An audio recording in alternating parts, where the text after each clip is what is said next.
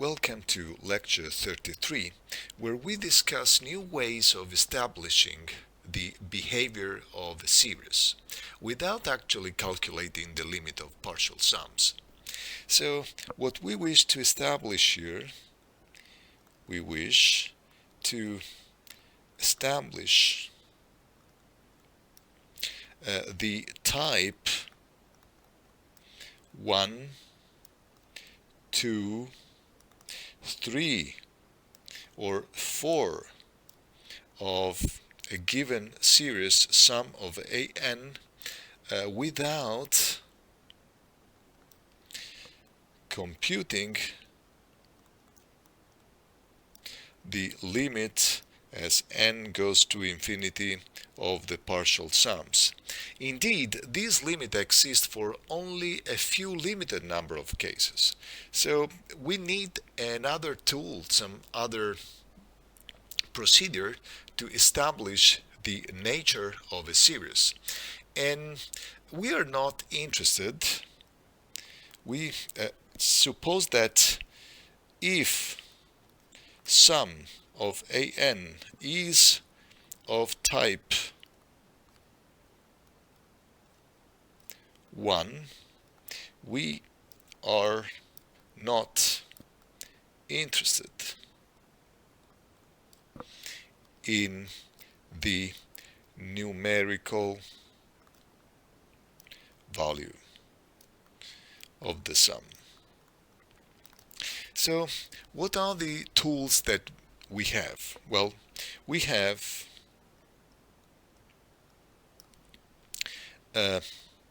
as a first tool the necessary condition for convergence. So this is to say that if we verify that this condition is not satisfied by the series, we know for sure that the series is not convergent. Okay, so this is one tool that we have. And then we have the convergence criteria. Now, these convergence criteria can be split into two main classes. We have a first class which is valid for sequences an larger than or equal to 0, at least definitively, okay? Or the other class instead is for sequences with variable sign. So the sign of the elements of the sequence can be positive or negative. Let's first list down the tools, the convergence criteria that we have for a positive series. So we have the root criterion, then we have the ratio criterion, then we have the comparison criterion, then we have the asymptotic comparison, which can be split into two different types: standard and limit cases.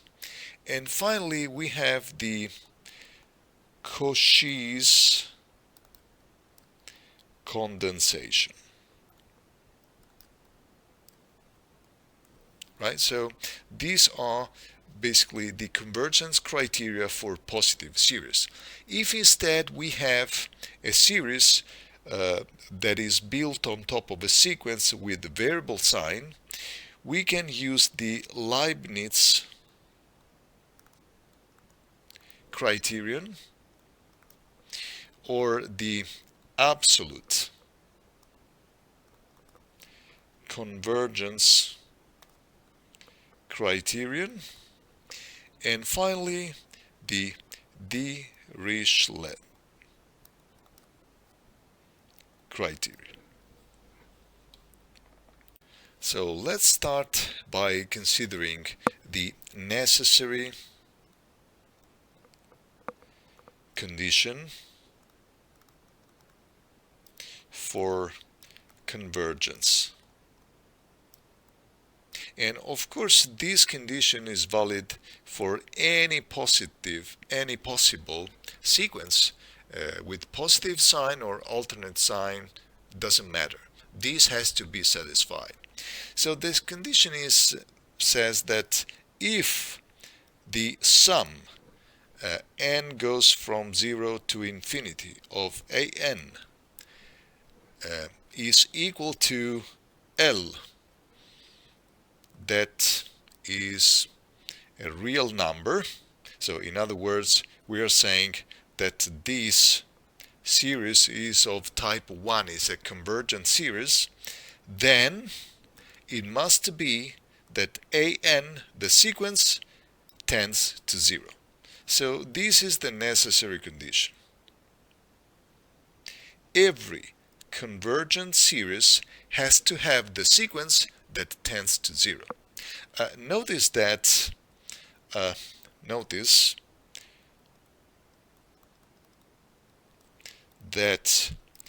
this is not a sufficient condition.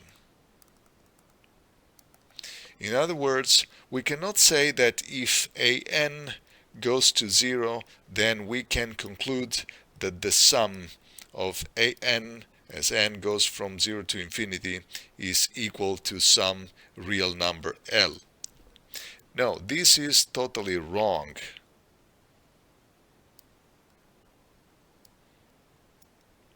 And to prove that this condition is false, we can just provide one example. And the example is the sequence an equal to the logarithm of 1 plus 1 over n, right? So, of course, we see that the limit of an when n goes to infinity is simply equal to 0, right? Because when n goes to infinity, we see that 1 over n goes to 0. This will remain 1, and the logarithm of 1 is 0. So, however, we know that the sum as n goes from 0 to infinity of the logarithm of 1 plus 1 over n is equal to plus infinity, because this is one of the telescopic series we have considered in the previous lecture, and we proved this. So you see that this sufficient condition doesn't hold. Okay, let's give a proof now of the necessary condition. Proof. Well, the proof is straightforward. Consider that an, the generic element of the sequence, is something that we can obtain by just taking the difference between Sn and Sn minus 1, right? Because this is, remember that Sn is the sum as n goes from, as k goes from 0 to n of ak. Instead, Sn minus 1 is the sum as k goes from 0 to n minus 1 of ak. And if we take the difference, what we get is exactly an, right? Now, if we have that the sum of an as n goes from 0 to infinity is equal to some real number L, right? So we must have that both Sn and Sn minus 1, both of these partial sums tends to L. But that implies that, of course, also an tends to L minus L, which is 0. So this proves the necessary condition. So what is the operative use of the necessary condition? Well, the operative use is very simple. Given a sequence sum of an as n goes from 0 to infinity, if limit of an as n goes to infinity is different from 0, we can definitely say that sum of an is not convergent. This might mean that it can be divergent to plus infinity, divergent to minus infinity, or has no limit. However, this is very useful in practice because right at the start we can exclude one possibility. Okay, so let's move now to the series with an larger than or equal to 0, at least definitively.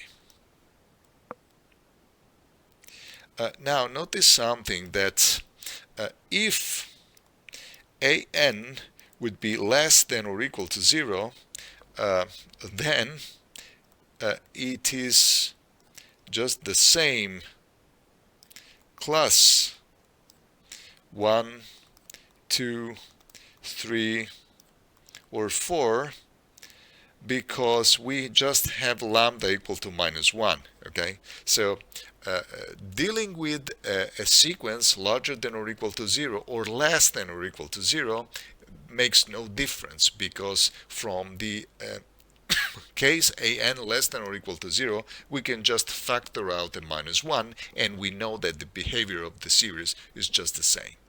Right, so from now on we'll just consider an larger than or equal to 0 for that reason. Now, if an is larger than or equal to 0 for every natural number n, the sequence Sn is weakly increasing. Well, of course, it cannot be anything else, because we keep adding elements that are 0 or positive. So clearly the sequence of the partial sums is weakly increasing. And this means that there are only two possible behaviors. Namely, we have convergence, or we have divergence to plus infinity. Let's see a few examples just to see what we are dealing with. Let's consider the following series. N goes from 0 to infinity of n squared plus 3n plus 5 divided by 6n squared plus 7. Right? So this is an, and we realize that this an is larger than or equal to 0. Right? Now, notice that it would be difficult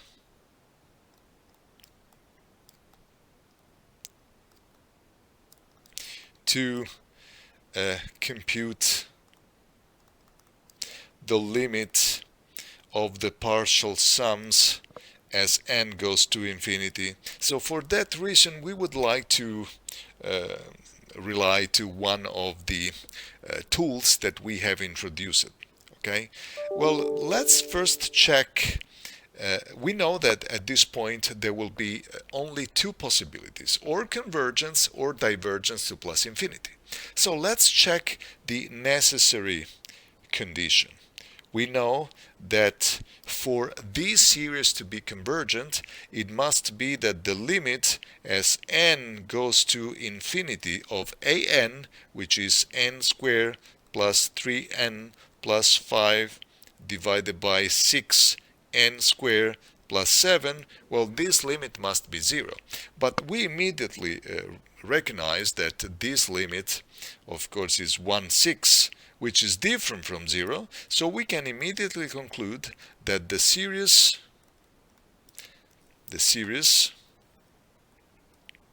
diverges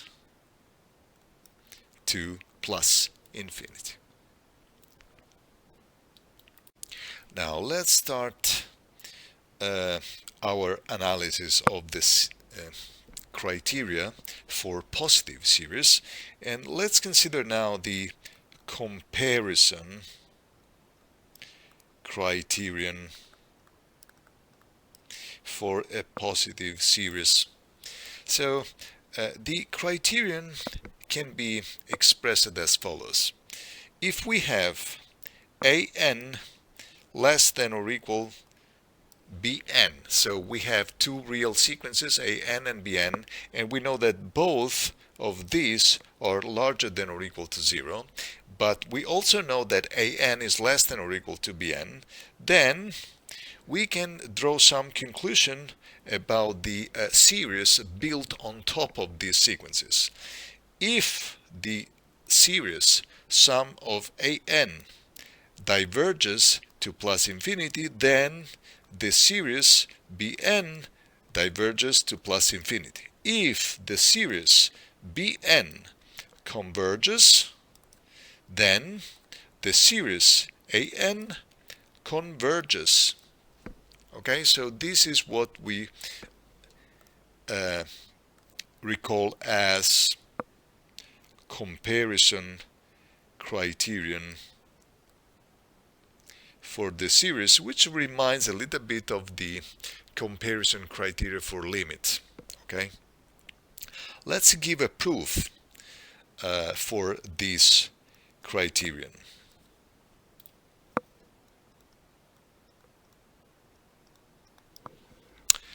Okay, so how can we prove this? Well, as always, let's write down the partial sum for the first series for an. Well, this partial sum will be a0 plus a1 plus dot dot dot up to an.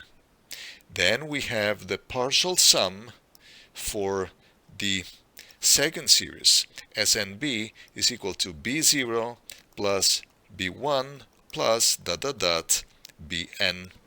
Now, if an is this is our hypothesis for the application for the criterion. So an is larger than or equal to 0 and less than or equal of bn for every n, then what we can say is that, well, certainly the SNA, the partial sum of the series A, is less than or equal of the partial sum of the series B. Why is that? Because we are just summing a finite number of elements of the sequence, and of course the sequence A, every element of the sequence A is less than or equal the corresponding elements on the sequence B. So from this we can apply just the limit on both sides of the inequality. So we say that the sum of an equal to plus infinity, well, this implies that SNA tends to plus infinity. But of course, by the comparison or the squeeze theorem for the limits, we know that this implies that SNB tends to plus infinity, which finally brings to the final result that the sum of Bn diverges to plus infinity. So this is the first part of the criterion done. Let's now consider the case where sum of Bn for example, converges to some limit L1 into the real numbers, right? So this implies that S and B tends to L1, right? But this also implies that S and A cannot diverge.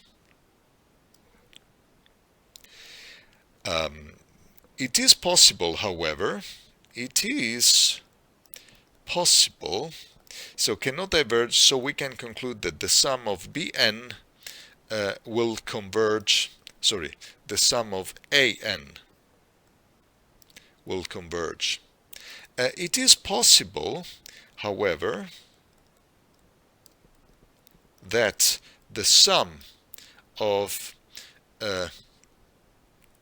An will converge to a limit L2 different from L1.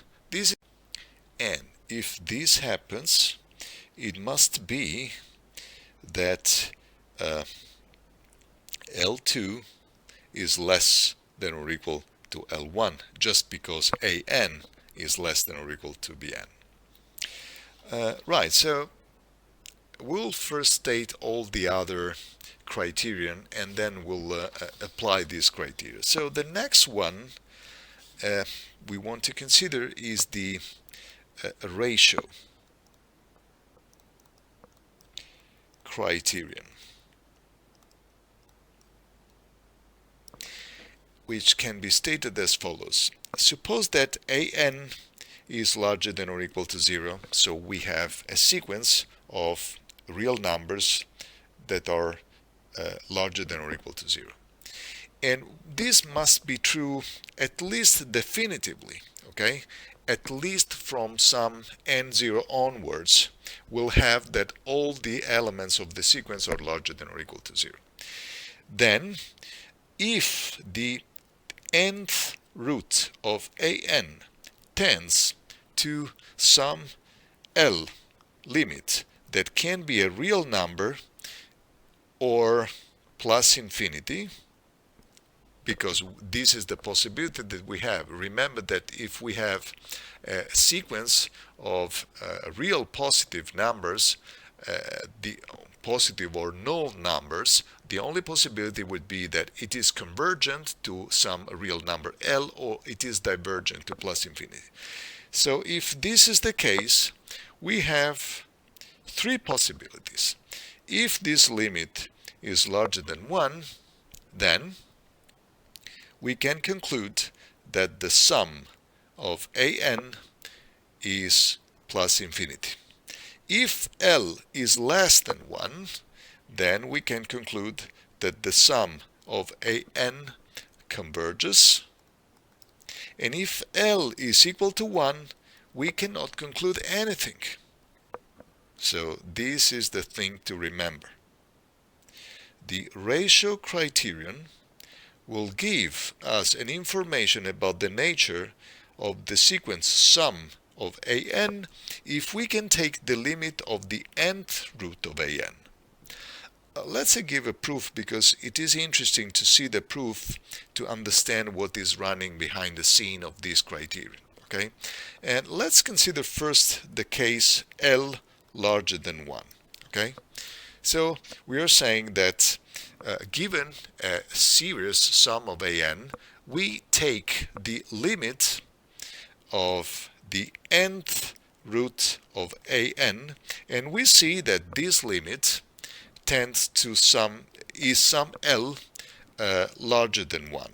Okay, so this is the situation that we are depicting. We have a situation here where we have 1, okay, and the limit L will be to the right. Well, but if this is the situation where we are, well, that implies that clearly An,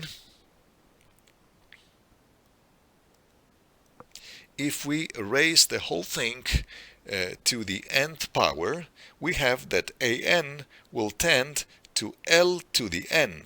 But L to the n, if L is larger than 1, means that a n will not tend to 0, right? So this is impossible. So there is no necessary condition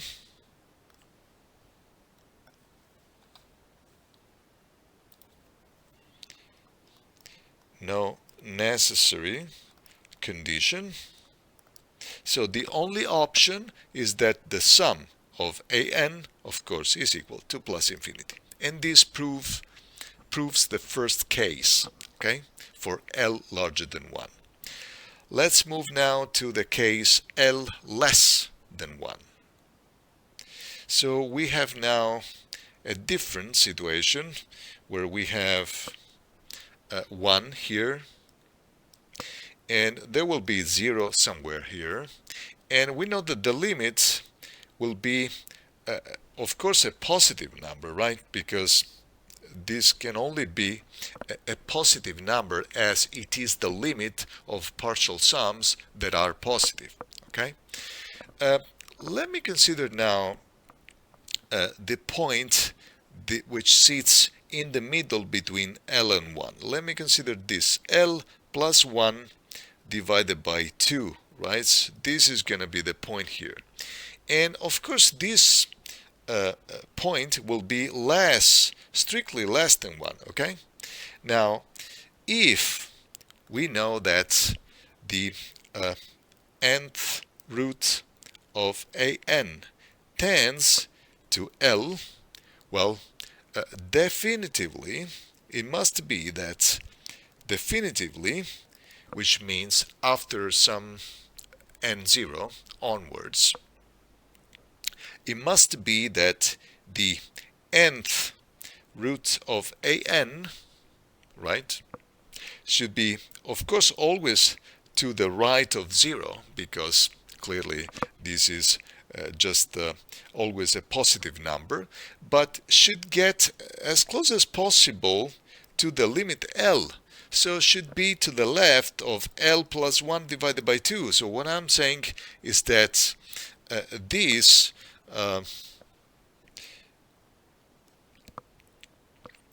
square root of, nth root of an definitively will get closer and closer to L. So that means that will be to the left of L plus 1 divided by 2, right?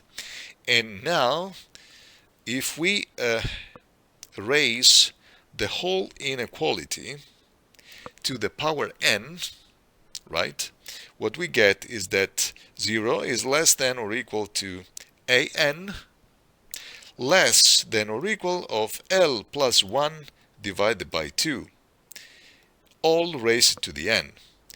And now, if we consider the partial sums, so we have 0 less than or equal sum of an less than or equal sum of L plus 1 divided by 2 to the n.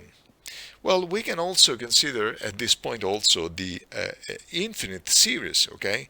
And we know that this series actually converges. Why is this series converging? Because this is a geometric series with the ratio L plus 1 divided by 2. Let's now pass to another important criteria, which is the ratio criterion. All these criteria are very similar to those that we introduced for the limits. Well, in this case, we require that an will be strictly larger than 0, at least definitively, if not always. So, in this case, if the limit as n goes to infinity of an plus 1 divided by an is equal to L, which can be only a real number or plus infinity, then we can draw a conclusion regarding the series sum of an. In fact, if L is larger than 1, we can say that the sum of an will be diverging to plus infinity. If L is less than 1, we can say that an will be convergent, and if L is equal to 1, again, we cannot conclude anything. Okay, so our toolbox is now sufficiently rich to allow us to deal with some examples. Okay, let me start with this example 1. Let me consider the series sum as n goes from 0 to infinity of 2 to the n plus 4 to the n divided by 3 to the n plus 5 to the n. Again, this is another series where it would be very difficult to compute the limit of the partial sums. But we immediately recognize that this an is larger than or equal to 0. So we can try to see if we can apply some of our criteria. For example, we can think about, because we have all these exponents, we can attempt the application of the root criterion. Okay, let's see what happens with the root criterion. Well, we need to evaluate the limit as n goes to infinity of the nth root of an, which is 2 to the n plus 4 to the n divided by 3 to the n plus 5 to the n. Now, these can be also re-expressed as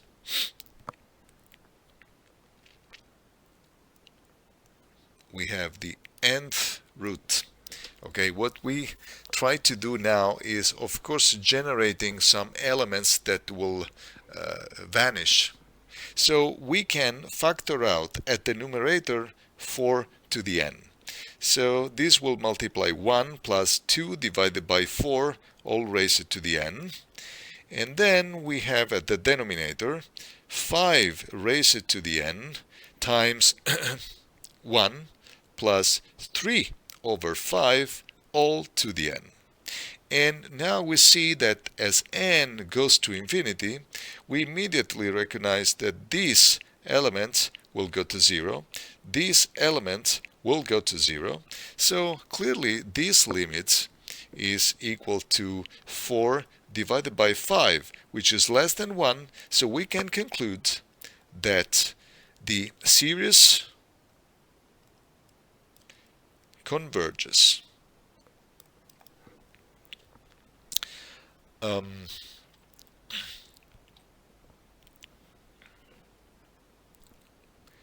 Let's consider another example. Let's consider a new example. Example 2. Sum n goes from let me start from 1 to infinity of 1 minus 1 over n, all raised to the n. Well, again, we have another sequence an, which is larger than or equal to 0 for every possible n, because of course 1 over n is less than 1, so we will always have a power with a base which is positive. Good. Right, so let's apply the root criterion once again, because we have this exponent with n, so that seems to be a good idea. So let's see what happens if we apply the root criterion. So we need to evaluate the nth root of 1 minus 1 over n, all raised to the n, which is simply 1 minus 1 over n. However, this thing will tend to 1, so there is no conclusion that we can draw regarding the convergence of the series, or at least we cannot use the root criterion to do this. However, we can also check the necessary condition. Okay, let me see the necessary condition, what it gives. Well, the necessary condition will require that the limit as n goes to infinity of an is equal to 0. So this would be the limit of 1 minus 1 over n to the n.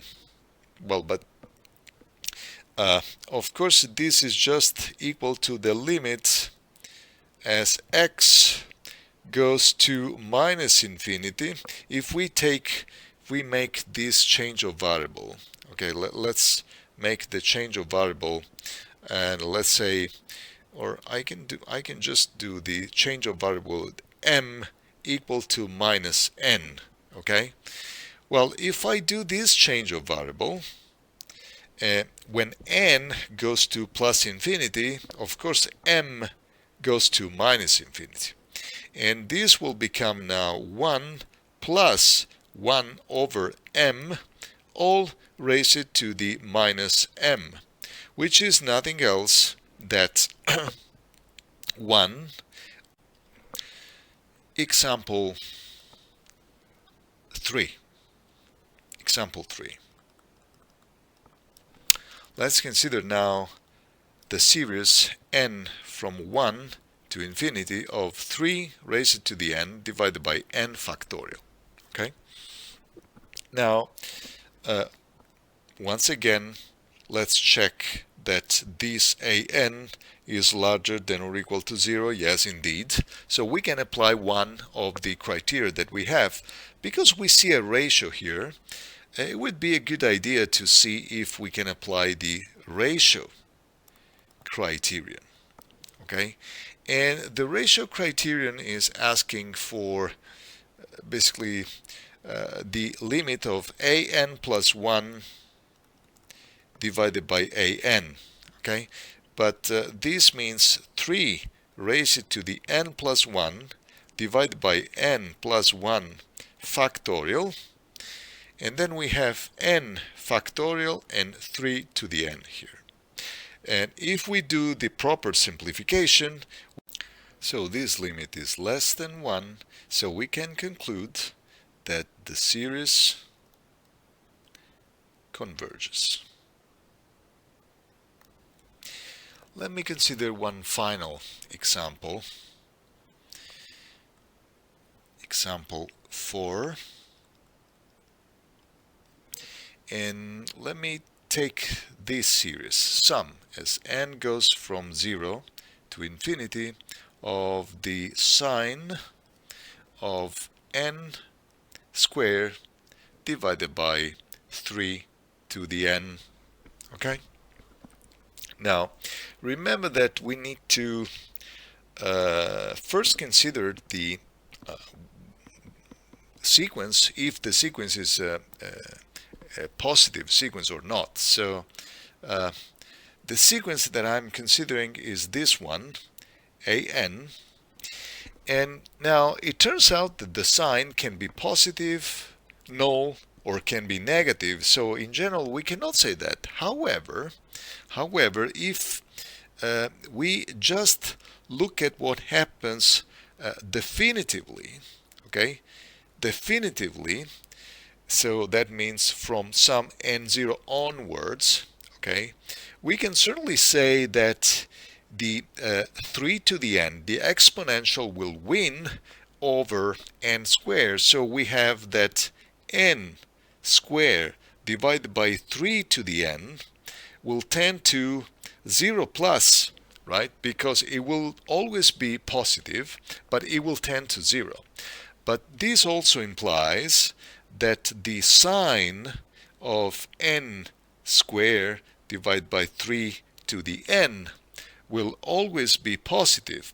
Why is that? Well, because if you consider the sine of an angle that is getting to 0 plus, of course the sine will be always positive. Okay, so this will always positive. So we can definitely conclude that we can apply the criterion for some of these of the criteria valid for an larger than or equal to 0. Well, we can say that this is larger than 0 definitively. Okay, so we are in a situation where we can apply this. Let me first check if the necessary condition is verified. How about the necessary condition here? Well, necessary condition asks that the an, the limit as n goes to infinity, right, of an must be equal to 0. Now, let's see if we have this situation. Well, we can write an inequality because sine of n squared divided by 3 raised to the n. Of course, this is always less than or equal n squared divided by 3 to the n. At the same time, we just proved that this definitively is going to be larger than 0. However, because of what we know about the exponential that wins over the power, we know that this will go to 0, right? This, of course, will always stay to 0. So this implies that this, by the policeman theorem, this will go to 0. So, yeah, necessary condition, we can say that this is verified, right? So at this point, can we conclude that the series converges? No, we can only conclude that it is possible that the series converge. We need to apply one of the criteria now, okay, to look at the to see what is the behavior of the series. For example, we can apply. Let's try and apply the ratio criterion. Yes, the ratio criterion. So the ratio criterion is being applied now to, well, instead of applying to the sign, the idea is that we can write from this inequality, we can also write this 0 is less if we take the sum, okay, of sine of n squared divided by 3 to the n. Of course, this is less than or equal the sum of n squared divided by 3 to the n. And this, of course, is valid for n that goes from 0 to infinity, and n from 0 to infinity, right? Now, so we are led to study this sequence, basically, okay? We're led to study this sequence. So if we prove that this series will converge, then we're done, okay? Let's apply the ratio criterion to the series n squared divided by 3 to the n. Well, we need to evaluate the limit of n plus 1 to the square, right, divided by 3 raised to the n plus 1 times 3 raised to the n divided by n squared. But this, of course, is just 1/3.